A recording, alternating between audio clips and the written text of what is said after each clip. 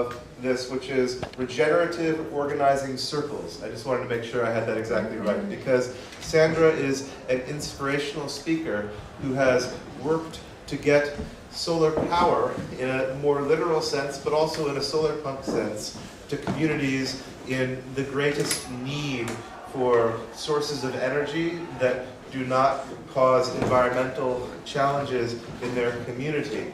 She has worked with 10Power to get solar power to Haitians and get them access to energy as part of a narrative that is a very solar punk narrative, that we have a right to energy that should be democratized across class lines and across community boundaries and national boundaries that too often create barriers of unfortunate kind to people getting the support they need. So in the spirit of every fractal of systemic nurture communities need, and including communities that are some of the most deprived communities in the Americas, in the example of the Haitian Solar Power Challenge, I just want to acknowledge the bravery of getting these resources to communities that have many other challenges they're dealing with, and so getting support to them despite those challenges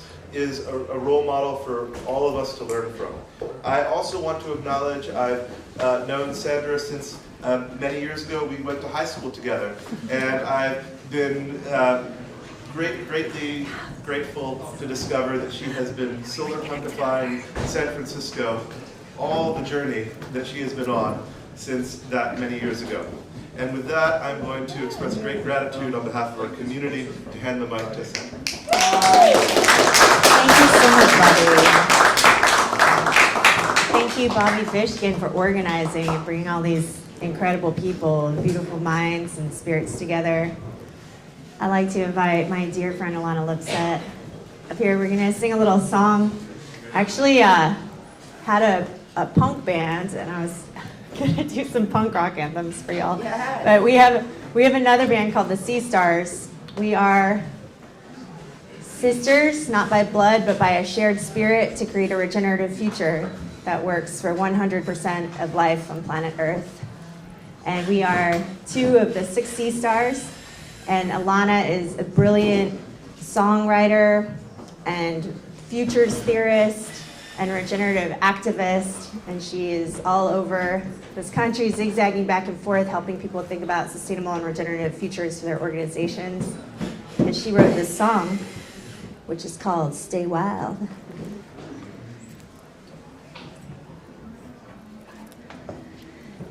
Oh, do-do-do-do, do-do-oh, do-do-do-do, do-do-oh. Earth, she is crying, doo-doo-ah. Oceans of pain, doo-doo-ah. I am a memory of memories. We knew her name. Carry me kindness, oh. Carry me love, doo-doo-ah. I am a memory of memories, what we're made of. Kiss the ground, seeds and soil. Let it all stay wild. Ow, do-do-do-do, do-do-ow, do-do-do-do, do-do-ow. Carry me, mother, carry my soul. I am a memory of memories of what makes her whole. I am my mother, I am my child. I am a memory of memories when we were wild. Kiss the ground, seeds and soil. Let it all stay wild. Do do do do do do.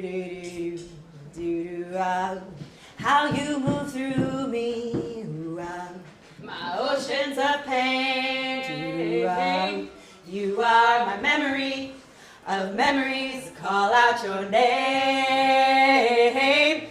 How you undo me. Carry my love. We are just memories of what we're made of.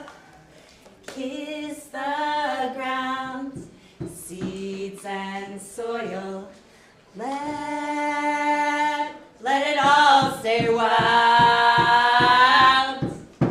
Kiss the ground, seeds and soil. Let it all stay wild. Stay wild.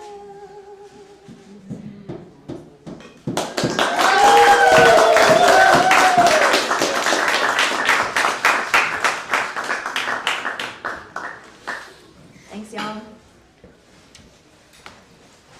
As I'm sure you're aware, we are on the unceded lands of the Ohlone people, who, along with many other tribal nations, stewarded this land since time immemorial and were very negatively impacted by colonization and religion, forced settlements.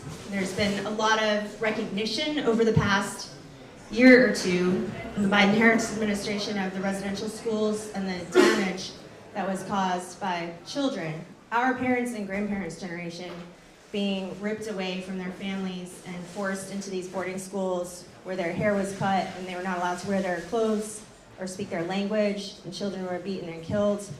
And a lot of that colonization of stolen land created a lot of the wealth and privilege which we enjoy today.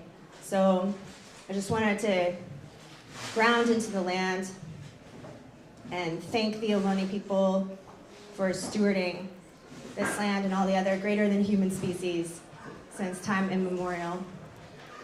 Thank you. I'm inspired by my friend Cody Two Bear's term of re-indigenization, which is not saying what we don't want, which is decolonization, but what we actually do want, which is a re-indigenization of our belief systems. Cody Two Bears was the youngest Standing Rock tribal council member and one of the creators of the No DAPL movement, standing up against pipelines. And he also now is working on renewable energy projects with Native American tribal nations and is a big proponent of, instead of fighting fossil fuels, instead of tearing down what we don't want, building what we do want to see, which is what solar punk is all about, right? Creating that future. And to me, that future begins within each one of us as re-indigenization, which on my personal journey began with a lot of decolonization of my internal narratives and the way in which I talk about myself and the way in which I think about myself as a mixed race person. And colonization damages all of us, right? No matter what color your skin or where or how you were born. And I really feel like in the spirit of Adrienne Marie Brown's emergent strategy and the fractals that spin out from all of our work and the way in which we create those relationships with ourselves, our families, our community, and society, it begins in here, right? I'm also inspired by the Haudenosaunee Confederacy. Y'all familiar? It's northeastern part of Turtle Island. And there were 5 different nations that came together to create the Haudenosaunee Confederacy. And they were at war for hundreds of years. These different nations were fighting one another. And a great peace prophet came and said, we need to unite, and went to each of the nations and was talking with all of the different leaders, said we need to come together, we need to unite. And the Seneca Nation in upstate New York, they didn't want to come to the table. They were the warrior tribe. They did not want to give up their status, right? And the peace prophet said, well, tomorrow I'm going to black out the sun, so you better take me seriously. And the next day there was an eclipse. And Columbia University went back and did all the math of when that eclipse happened. It was about 1,500 years ago. Think about that, 1,500 years of peace and stability. The United States isn't even 250 years old yet. So my question is, where is that peace prophet today? You know, are you that peace prophet? Are all of us that peace prophet? And how do we bring in great periods of peace and prosperity? You know, respecting the natural phenomena and bringing all the different, in this case it was Iroquois language speakers, to the table. And Robin Wall Kimmerer has a beautiful republication of the Thanksgiving address, which all the Haudenosaunee children say every single morning. It's like the Pledge of Allegiance that thanks every single natural system that brings and sustains life to us. And that is a daily practice for the Haudenosaunee Nation. I like to think about the respect for all nations. One of my advisors, the Venerable Dr. Lila Jones, who has a Stanford PhD in indigenous food systems revitalization, talks about the various ways in which humans once were and still can be a keystone species. Right? It's like we've forgotten with all this chatter, the Super Bowl, right? Like we've forgotten. There's so much busyness in our lives that we've forgotten how to remember, how to be a monarch butterfly, how to go back to our home. Right? I was just hanging out with some baby sea turtles. They just know, they know where to go. They're ready to surf. They're like, they hear the wave coming, they're like, all right, let's go. And we have that innate instinct inside of us. We're not meant to be the bad guys, but somehow this late stage consumerist capitalist myth that has consumed our lives has numbed down and obscured and hidden those memories that tap us into our instincts. And Lila June talks about how the Salish nations in BC would plant kelp forests for herring to lay their roe on the kelp. And that, of course, would help the human species, but it also helps the otter nation, and the seal nation, and the orca nation, and the wolves, and the eagle nation. All these different nations, and that comes from a respect and an equality between nations, and not this selfish ideology that has dominated everything around us right now, right? I think it's, I like to call it a fiscopathy. It's kind of like a mental disease. They called homosexuality a psychological disease in the 1970s. If the American Psychological Association has that kind of power, let's diagnose the real disease, which is greed here. How do we start coming up with a remedy? What's the medication? What kind of therapy do you need to stop hoarding all the resources and the wealth? So, coming back to a place of respect and remembering that we're a keystone species. So, Bobby, thank you so much for the warm introduction. A little bit about my background. I have a company, it's a social impact organization, it's called 10Power. It goes like this. 10Power! Can y'all do that with me? Okay. 10Power! Nice! Now and again. Yeah. I was a little delayed. 1, 2, 3. 10Power! Oh my God, I want a video. Y'all are beautiful. So 10Power, if you ever forget, just count your fingers. We are working with frontline communities who don't have access to electricity to help communities to build what the leaders who are there on the ground want to see. And I don't like the give a man a fish adage, because you know a lot of communities, they know how to fish. They're fishing communities. It's just the ocean has been depleted of 80% of the fish, right? And a lot of times, you know, globalization has taken away the ability for people to access the supplies that they need, to access the resources that they need to live a good life. And as we would always say in Haiti, like, there's tons of sunshine, right? there's not any type of finance or tax credits for people to get solar. So what we started out doing in Haiti was solar loans. We launched a women's solar installer program in partnership with Haiti Tech University, and put solar on UNICEF Haiti's headquarters. It was the largest microgrid with energy storage on any UNICEF in the world in 2018. We work with all local crews. We built a water desalination plant that's all solar powered during the pandemic. And I learned a lot of really hard lessons over the last couple of years in Haiti with the assassination of President Jovenel Moïse and seeing gangs seize control of fossil fuel imports, which is a nexus of power, the energy supply, how fragile entire countries are when you're reliant on fossil fuels, and what it looks like when a country cannot provide social services to citizens, and what happens when generators that run on gasoline are not able to access that gasoline. It's not just about electricity. You can't pump your water to have clean drinking water at home. And how all of our resources are so intertwined with our social fabric.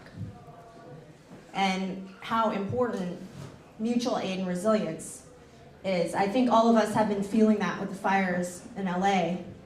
How the deeper and broader our social mycelial networks are, the stronger we are together. So seeing the bioregional networks of friends that are able to help each other on the ground, and then those group chats of friends, in the Bay Area saying, hey, come stay with me, you need a place, come up from LA, right? And then being part of social impact networks nationally, where, if one homie got damaged, right, their house got destroyed, everybody is donating, cross-posting, same thing internationally. We can help each other. So it's really, the stronger those mutual aid networks are. It's the first folks on the ground, way before FEMA, right? FEMA messes everything up. It's the anarchist bastion of actual help, of aid, post-disaster. And I really think that in order for us to create these truly regenerative systems, and especially in light of everything that's going on the national scene right now, grounding into our bioregional mycelial networks is the answer. Building out that organizing strength within our communities. And who here is a fan of holacracy? Yeah, high five. So the way that I organize my company is through holacracy, which that's like some marker ASMR there. So we're used to this pyramid. Actually, Maslow stole the pyramid idea from the Blackfeet tribe. But in the Blackfeet tribe, it's a circle, and everyone is self-enlightened already. You're born self-enlightened, and then you receive all of these other things from your community. But he was like, oh, if I make it a circle, then the other white people won't believe me. So he turned it into a pyramid, because we're so used to dealing with these pyramids with the dictator at top, right? Or the CEO, or So holacracy is more of a cellular design. And you start out with these circles, and you have these interconnected circles. So in a cellular network, or in our bodies, for example, the lungs aren't better than the brain, right? If my lungs stop working, my brain's gonna stop working. If my brain stops working, my lungs are gonna stop working. There has to be information flows between all of these different units that are functioning. So you may have a unit, you may have a bioregional unit, and then you may have a larger regional unit, and then there may be links or representatives that link them to a larger circle. And you can very quickly respond to things, and you can make collective decisions. Because if each one of these circles on the outside is enough people to sit down at a dinner table with, you can come to consent on issues very quickly. And this is similar to how the women of Rojava have been organizing in Syria and have created these incredible resistance movements, entire cities and areas where there's no violence, where rebels cannot enter, and where there's complete civilian control and decision making. And I woke up this morning, and this was just in my brain. I was thinking about this as probably because of this event, right? These nested, resilient circles. How do we start with a dinner party, right? How do we start with a dinner party and create these networks which have phone trees, text trees, right, to talk to each other, and each one is trust-based. You know every single person in your circle, and you send a person to this larger circle, and then they send a person to this larger circle, and then we are all collectively making decisions together. This is how we take out the oligarchy, y'all. So let's do it. Let's get some hope. This is how we've been organizing with Extinction Rebellion. There was some drama when Extinction Rebellion came over here from Europe and the UK, and I was helping to get Extinction Rebellion US on its feet, and we did a lot of looking at these different holocratic and sociocratic circles and how to make sure that we could maintain a really flat organization where no one person was the leader in control, making decisions on behalf of other people. And I really think that this holacracy, it's the way that natural systems are, right? It's biomimicry for our social systems. So I wanted to share that and kind of couch this conversation within that framework. So what does it mean for us to be truly regenerative? How do we get back to re-indigenizing and remembering our keystone species, abilities, our superpowers?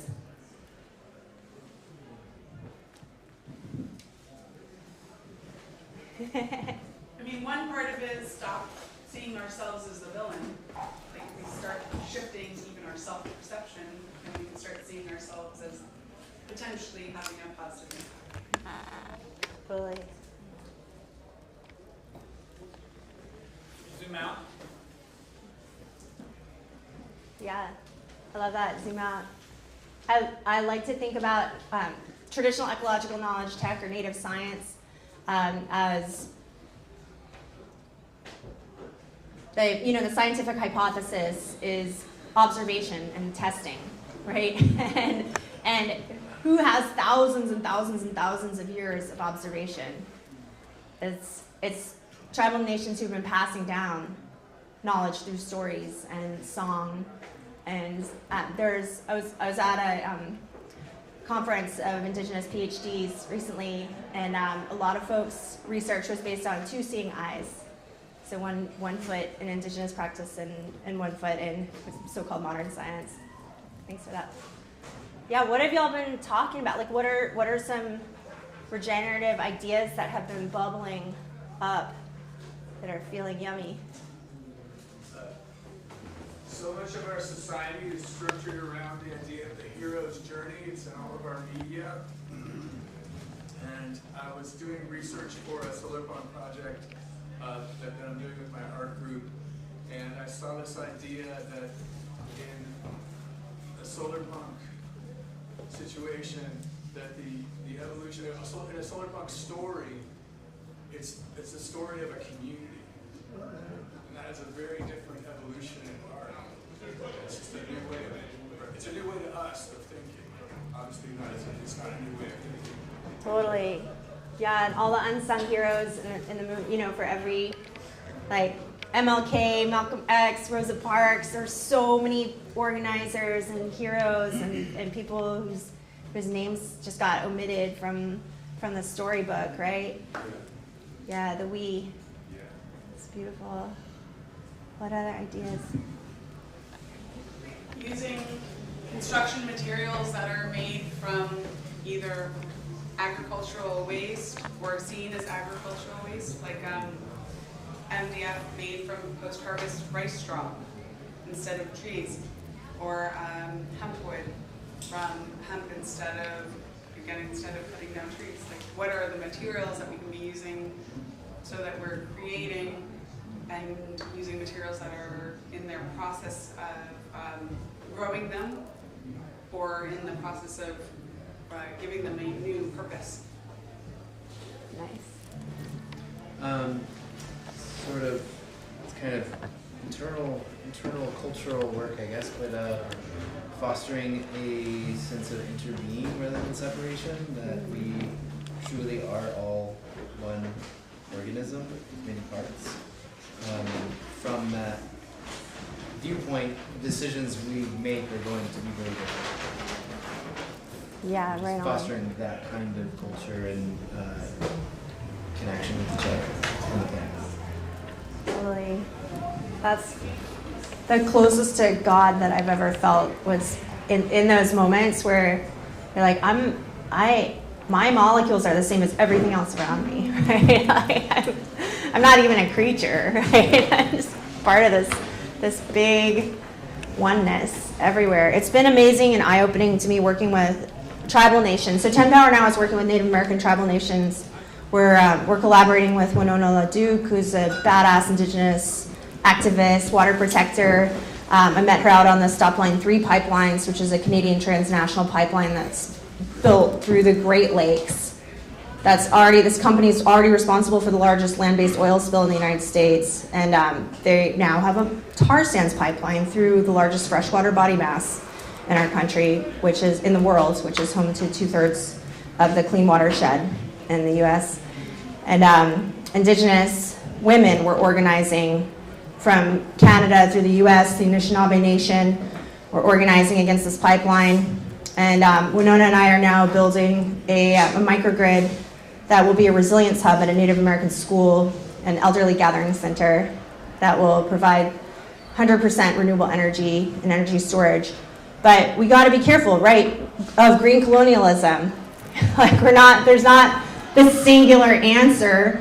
Lithium comes from a lot of tribal communities. 85% of lithium is on indigenous lands. And a lot of it is being mined while destroying sacred sites, and it's against the wishes of the community to mine. And it's for what?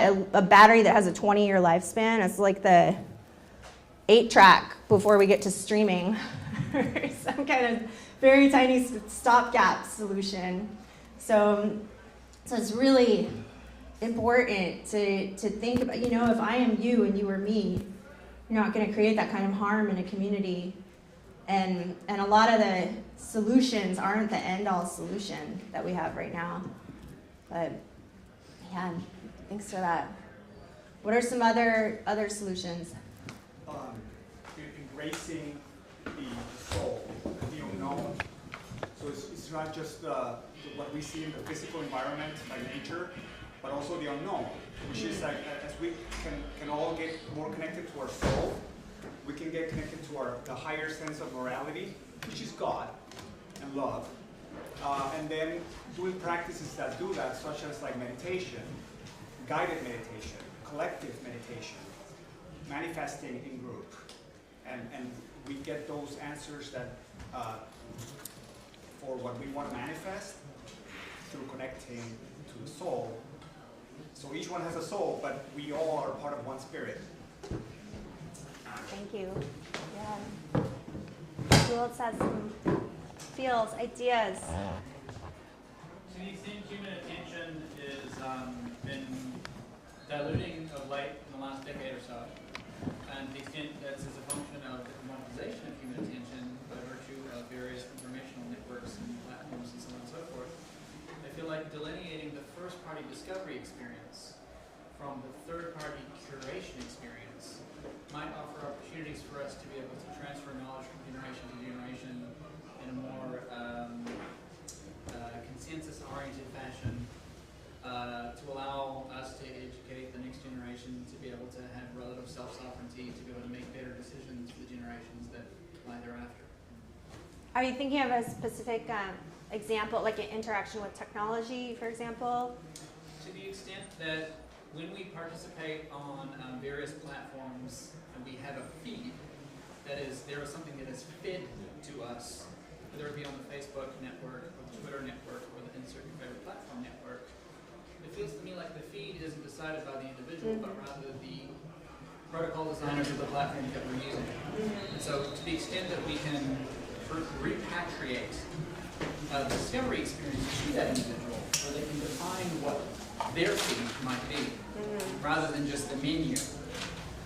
That seems to me like fertile soil for allowing individuals to make their own kinds of decisions, where they can learn, where maybe the idea of solarpunk turns up on their feed.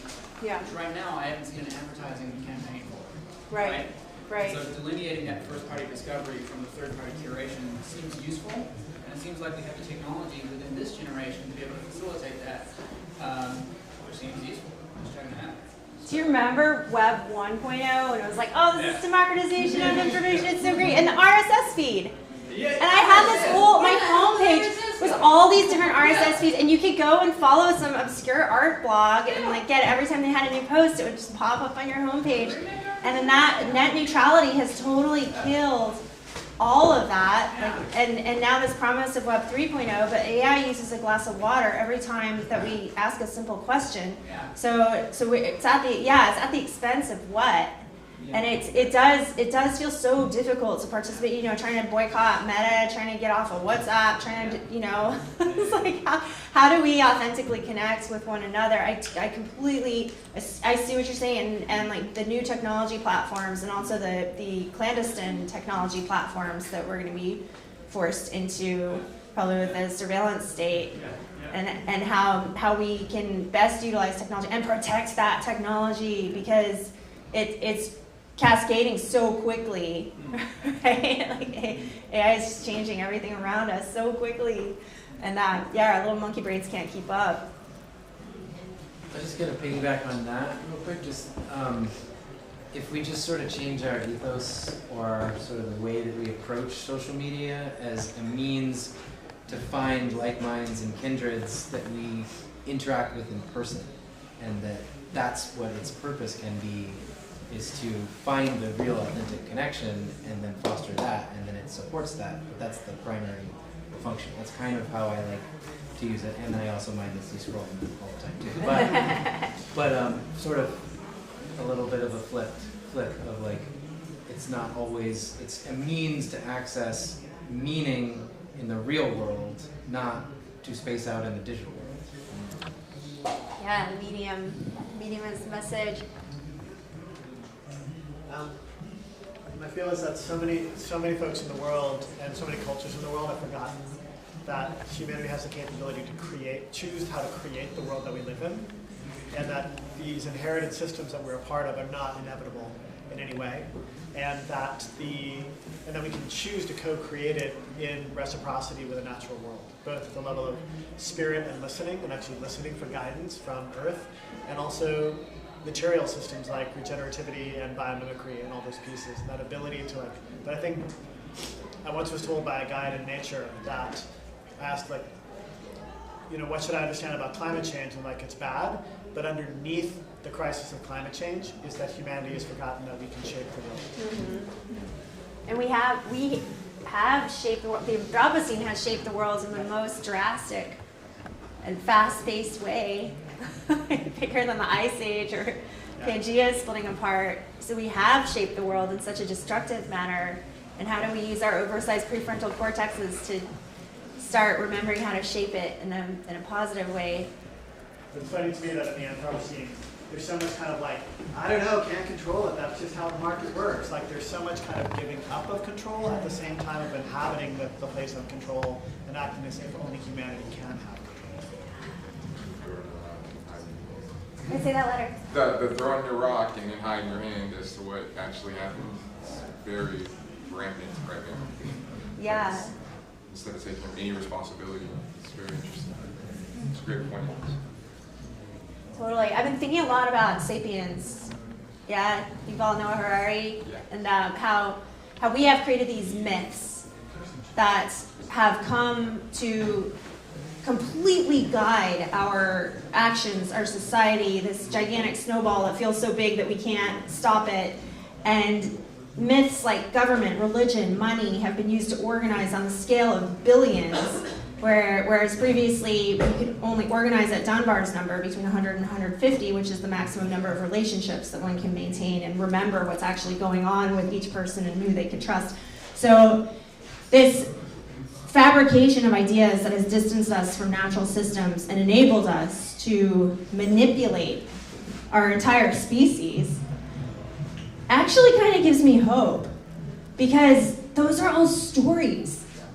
Those are all stories that people made up, right? And we can make up the stories that will continue to shape the future and that can get us back to actually having some type of grounding in real, tangible, natural systems instead of these made-up monetary systems, right?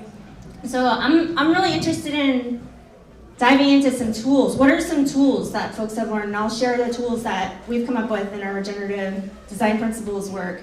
But yeah, I'm curious, what types of tools that you've encountered or, learned about here in terms of building a regenerative system and a regenerative future.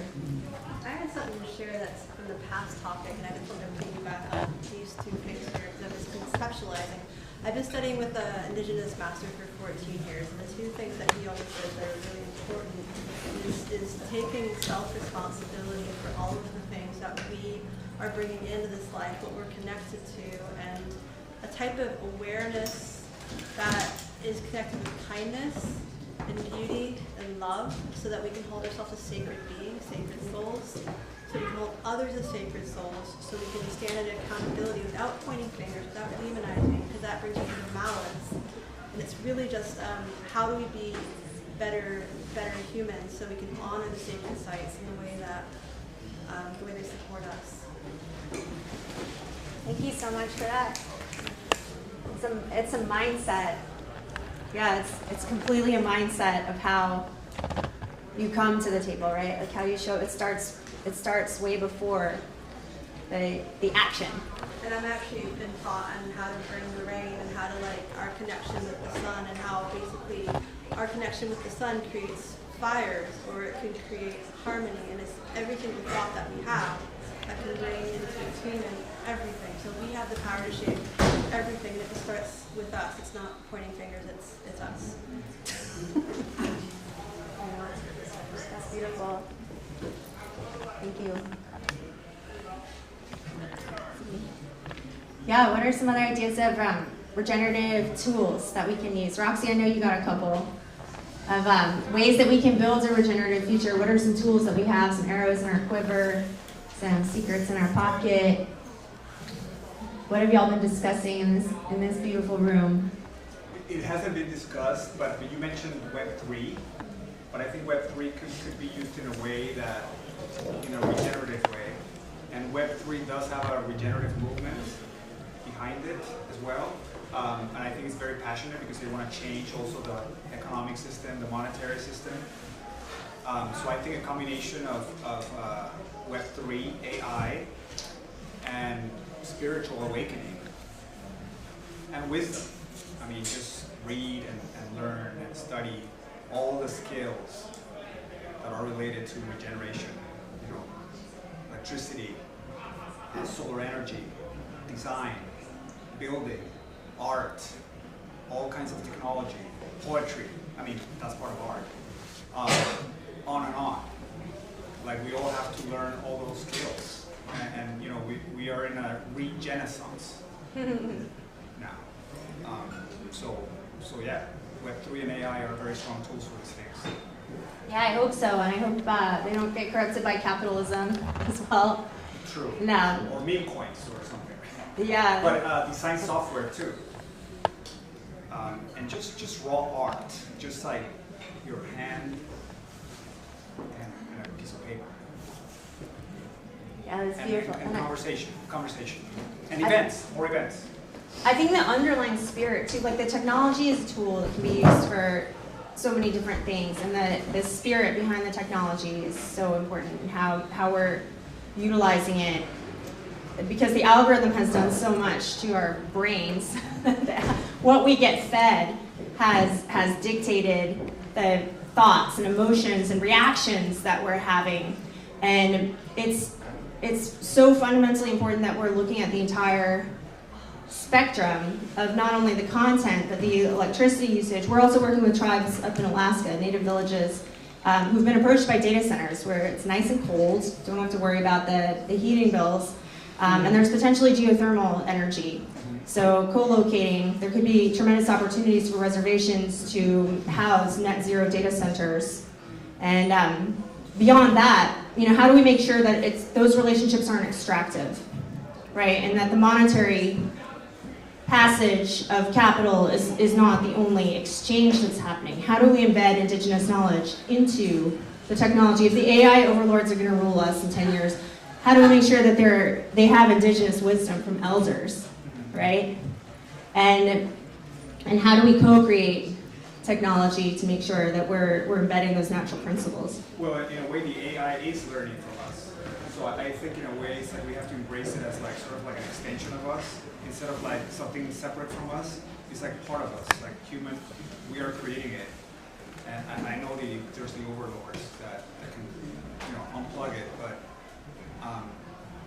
I think we have to use it and teach it, and it's an extension of what we're able to do. And right now, the AI has the capability of reasoning and imagination too. So. Yeah, there's potential in any direction right now. So I think it is crucially important at this moment to get back to the fundamental principles that are driving the decision-making structure in the programming, right? The decisions that go into the binary code and the ethics that frame that. So focusing in a little bit on the regenerative design principles that we've been working on, building on the work of the amazing Carol Stanford, many others, Janine Banyas. We have, with my little shop called Resilient Markets, we've been working on a suite of regenerative design principles that the idea is, if you were to build anything, right, if you were to be building AI code or a bicycle or hosting a workshop, if you were to follow, or mining, if you were to follow these regenerative design principles, the output would be regenerative on the other side. And we've been distilling them down, kind of boiling them into a nice bouillon. And the high-level structure that we've come up with, there's seven principles that we have right now. Abundance, participation, information resource flows, constant calibration, the appropriate size, engagement of stakeholders, and perpetuation. So I'm going to write those down on the board, and if folks could get into little groups of 3 or 4 people, I'd love to talk about each of these and think about how you could see these principles applied in your work or in the world. And then I'd love to popcorn back and especially invite female-bodied and non-white identifying people to speak up. So let's break out into some little groups, and I'm gonna write down those 7 principles right here, and I'll kind of popcorn them out into the room.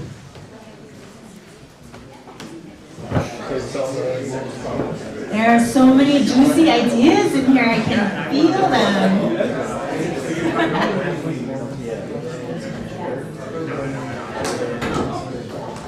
Let's percolate some of the things that came up in these conversation groups. I'd love to hear some of the topics that folks were exploring in terms of the principles. And we can't just popcorn. We can popcorn out from these principles: perpetuation, stakeholder engagement, appropriate size, constant calibration, information flows, participation, and abundance.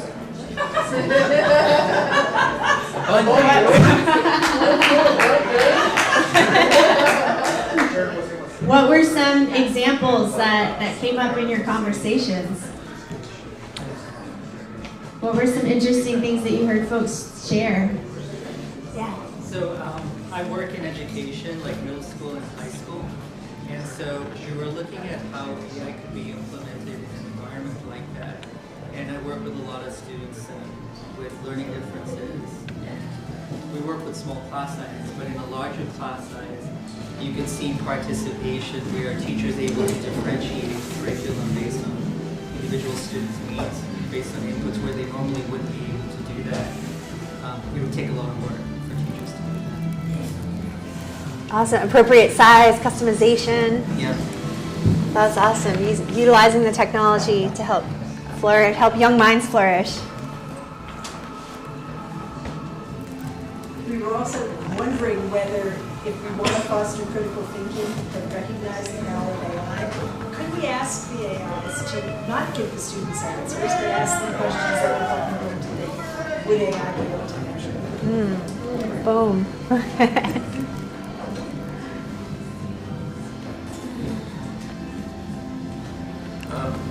I don't know if this is exactly on topic, but I found a game that is, I think it's the most solarpunk game I've ever found. It's a cooperative storytelling game where you together draw on a map and create a place where there's a community, and then that community has to respond to challenges together. And it's all mutual storytelling. And then there's things like if somebody just disagrees with what's happening, they can play this thing called a contempt token. It doesn't actually affect the play, but at the end you can look and see how many contempt tokens are around the board, and that tells you basically how well you did in terms of creating consensus. And you also you're just creating this beautiful drawing that you're all doing together with a story. It's called A Quiet Year. A Quiet Year? Yeah, and the other thing that's cool about it is you can play it with an ordinary deck of cards. You don't have to actually buy the thing that they set up, so it's essentially free. You can download a PDF and take an ordinary deck of cards and use it to play the game. Ooh. So I just encourage it. It makes a community of the group that plays it. Every time you do it, it's very. That's my favorite aspect of it. Is you're playing the game of creating a community, but you end up actually creating a community as you go. That's so fun. A quiet year. Yeah, a quiet year. Wow. Okay, Bobby, game night. What a great idea for our month of February. We have it for a whole month, so solarpunkification makes sense.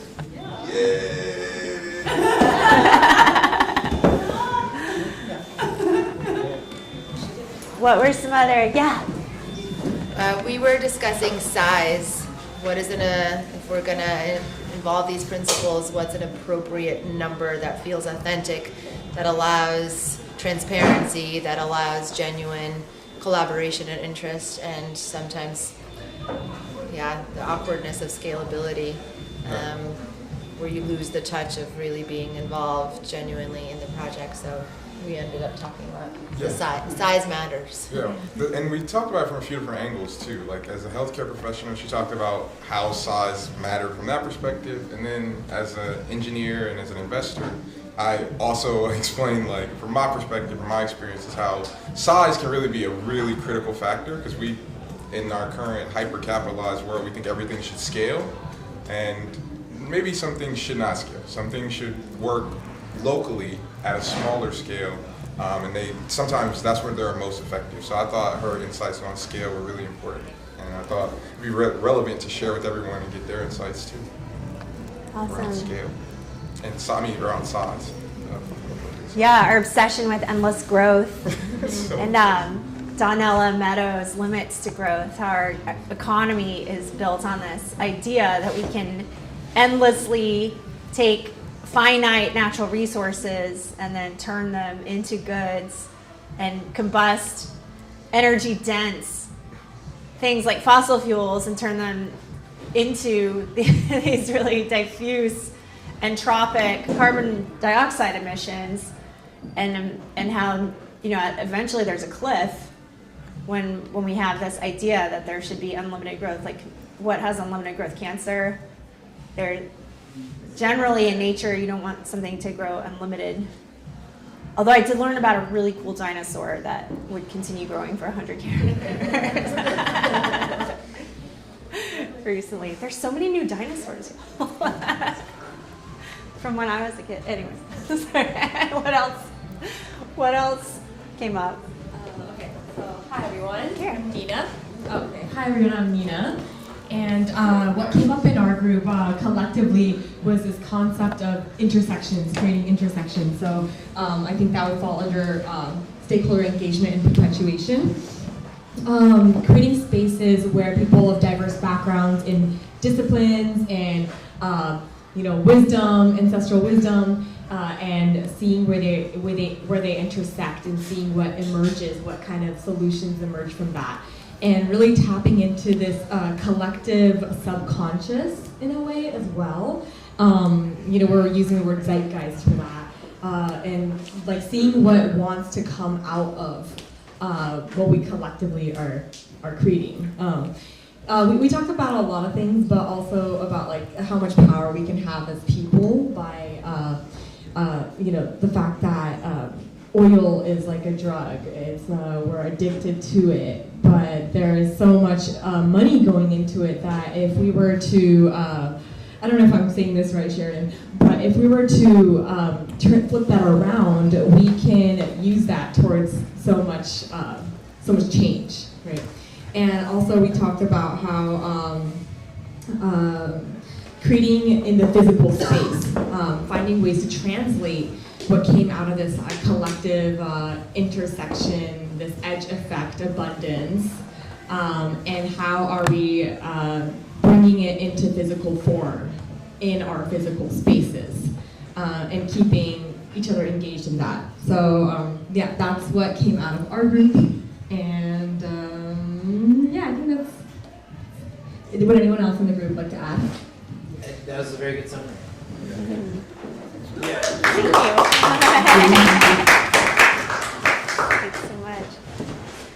Yeah, we're working on building a co-housing community, and created the physical space determines so much of how we interact with each other. I was listening to a podcast about utopias, and a lot of people talk about how they were so happy in college. College campuses, you have a very small space where you live, but you have so much common space where the architecture is intended for you to interact with other people. And then we go out into society where all of the architecture is intended to isolate us. And so thinking about like what could it look like for us to be able to build on land and have common space, and instead of everybody is like one screwdriver for 20 households, right? Like that's, and maybe like an electric pickup truck or something that we could all share, right? So thinking about how we can create architectural spaces that help to generate more community and abundance.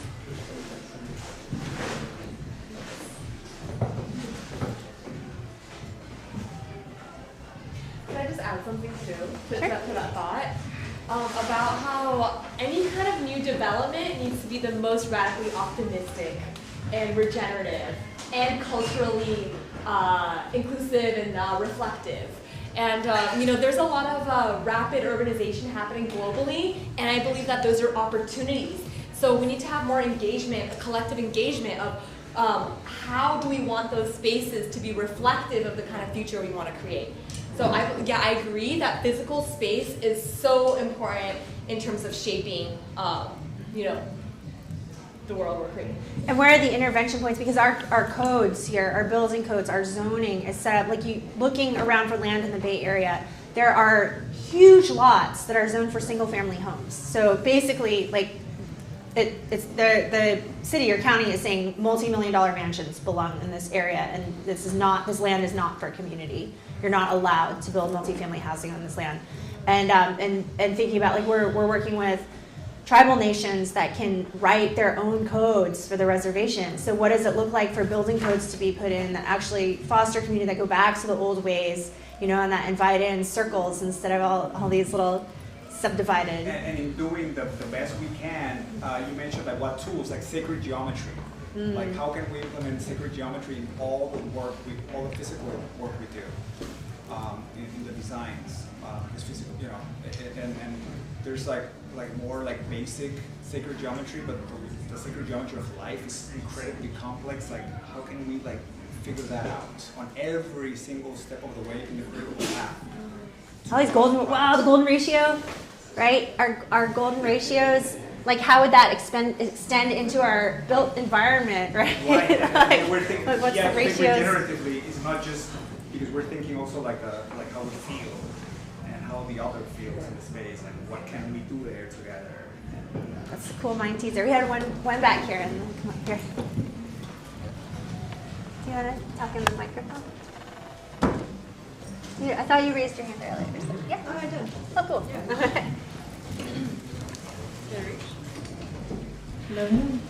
So you spoke a little bit about appropriate size and abundance, and I think I offered the example of a non-appropriate size is the city of Los Angeles, for example. So if you're looking at what is an appropriate size, there might be a difference between what is considered appropriate by developers versus what the water table can sustain and what the repercussions are for that type of scenario. And I think this might be my knack, but I think I might have found a missing link in what's not on that page there, because I'm a governance expert, and so I worked on governance issues around the world and governments for the US government and peace building. And it doesn't really matter what size the governance is if there's not integrity. It could be 5 people, it could be 10 people, it could be 5 million people, but if there's lack of integrity and a lack of inclusiveness that's truly like based in honoring everyone, not just doing it superficially, no governance size will work. So there is no appropriate size without having integrity. It's always the best foundation to build any of these type of systems on. And integrity, not as a lip service word, not as some type of soundbite, but an actual proper integrity. Good human. Yeah. Can you let them know that at the White House?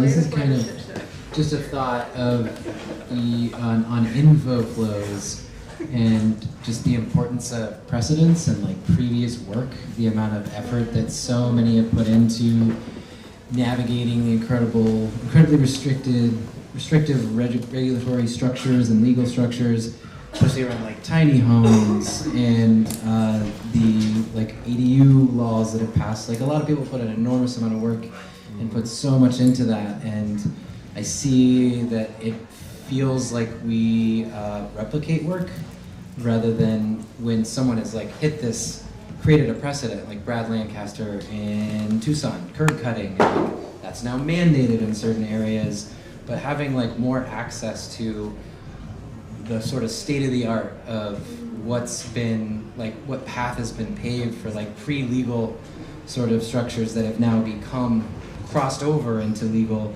How do we know about those and how do we build off of those? We're an open source government. Yeah, where the rivulets have been carved and more water can flow. That's beautiful. Following on that, the society's gone from large families to single people or couples, and our housing's still stuck in the 50s when you had a married couple, 2 kids or 3 kids. So the zoning is way too large, as you're saying, and it needs to be rediscovered and rethought. The other thing too, there's a study this biomimetic city concept in biophysics. So instead of building over nature, the idea is to build with nature using natural solutions wherever possible, landscaping, natural earth, and not concrete and steel, which is very embedded carbon, plus it's very ugly and very expensive. So that's one opportunity. The other thing too is that if you notice, nature, humans think linearly. Everything's geometric boxes. Okay? Nature is always round and oval. It's soft. And it's fractal because it replicates itself. And it's more like a cell organizing, dividing. So I almost think that we need a new approach, more natural approach, and maybe the indigenous peoples can help us say, how do you build organically with nature instead of over it, like we're doing now? And then how do you use natural systems to help you? Because natural systems have no millennia of experience with humans. They just have short memories. So I think if we could tap into that wisdom, I think that would be really important. Yeah. Yeah, it's so funny seeing like direct air capture and how much money is going into direct air capture when we have billions of years of research that has gone into developing the perfect technology, which is called a tree. Right?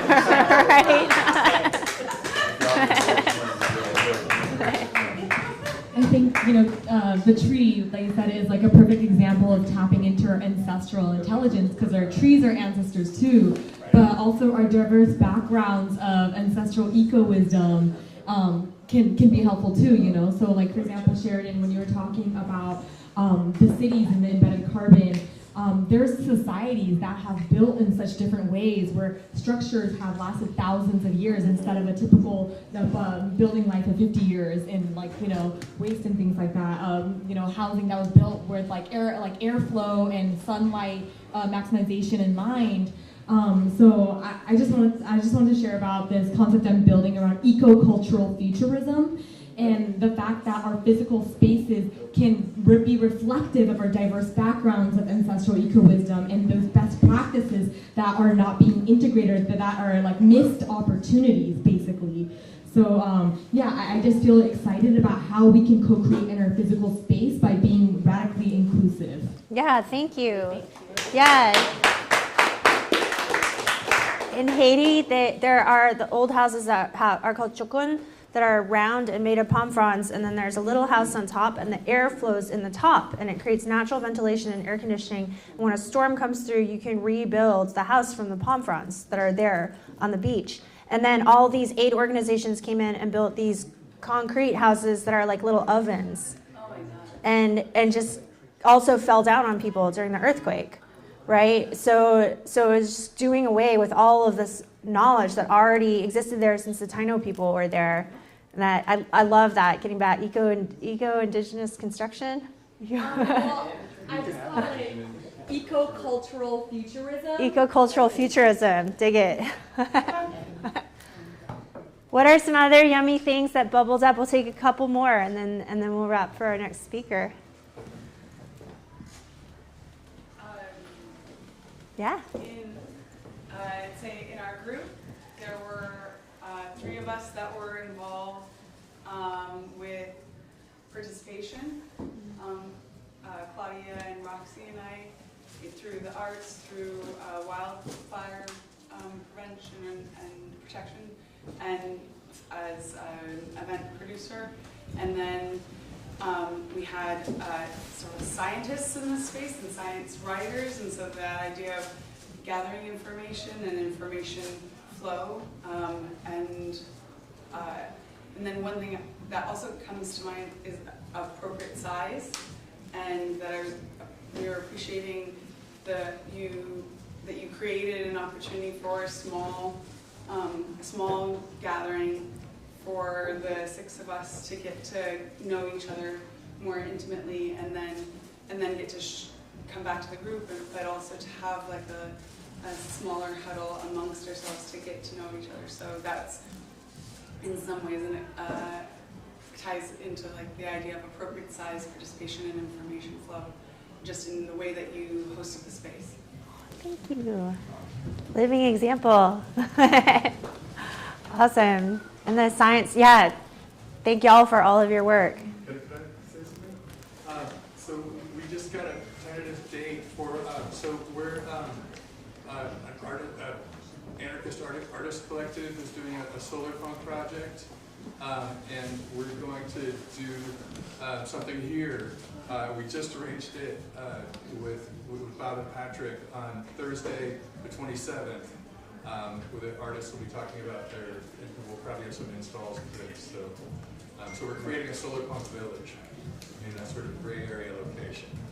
In a real location? It's real. Yeah. I'm gonna say it's off-grid gray area kind of situation. Yeah. Sweet. Not officially sanctioned. True solar punk. Put the punk in there. Right on. We'll be talking about what we're doing and doing some of the installs that we'll be doing for that. It's basically, the idea is to give guests a chance to experience what it is to join and become part of a community that exists independently of capitalism and the larger mechanistic system, and just very intentionally creating that experience so that people can see that we can, first of all, we can create that in any situation, and also that even without all of the, actually without the resources of the capitalist system, we actually create something that's better because it's actually based on delivering to humans what they actually need rather than what the machine wants to give to them. Well, let's get some info shared out about that so people can participate in it. Come here on Thursday, the 27th. You can meet some of the artists, and if you want to get involved or come and experience this. Thursday the 27th, you heard it here now. What's your art collective called? Should I say? No. It's very underground. What time? I don't think we figured that out yet. I guess there'll be an announcement. We live in a world of abundance, but that is tentative. It's like the old rave. I'm in. Cool. Were there any other beautiful bubbles that came up that folks would like to share from this conversation we just had?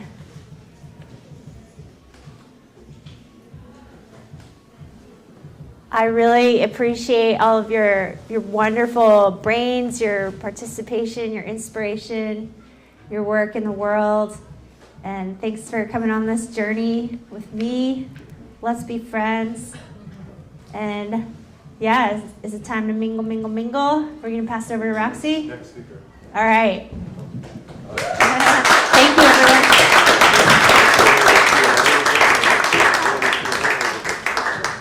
Good. People can talk to me.